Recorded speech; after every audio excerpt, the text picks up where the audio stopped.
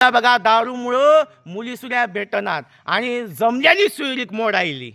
बरोबर आहे, जमल्याली सोयरीक मोडत आहे. कारण बघा एका गावात सत्य कहाणी सांगतो. लगन मुलगा चांगला होता, शेतकरी होती घरी, लगन जमलं, सगळं झालं आणि मंडपवाल्याला बोलविलं, ते काय न सगळं पत्रिका वाटल्या, सगळ्याला हे केलं. परंतु त्याला एकाने चौकशी केली की दारू पितो का, नव्हता पेत होता, पण सोडून गेली असली की 3-4 वर्षे. एकाने गावातल्याने सांगितलं पेतोय दारू झालं. मग ते केवढं बघा लग्नातलं बघा एवढं तयारी केली, सगळं वाटवं झालं.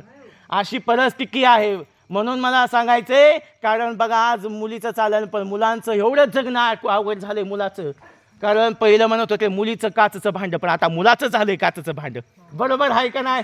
म्हणून की मुलगी म्हणते, म्हणून अशी परिस्थिती खूप वाईट चालली. म्हणून दादानो, दारू पिऊ नका, व्यसन करू नका. अरे चांगलं आयुष्य जगा. आई बापाचं स्वप्न काय असतं, माझा मुलगा दारूदा निघा वाटतं का? आहे नाही काय करता आलं तर चालेल, निदान चांगला माणूस म्हणून तरी जगला पाहिजे माणसाने. म्हणून तर हे बुद्धाचे शिकवण आहे, माझ्या बाबासाहेबाची शिकवण आहे, माझ्या बाबासाहेबाची शिकवण आहे. हेच मला सांगायचं आहे.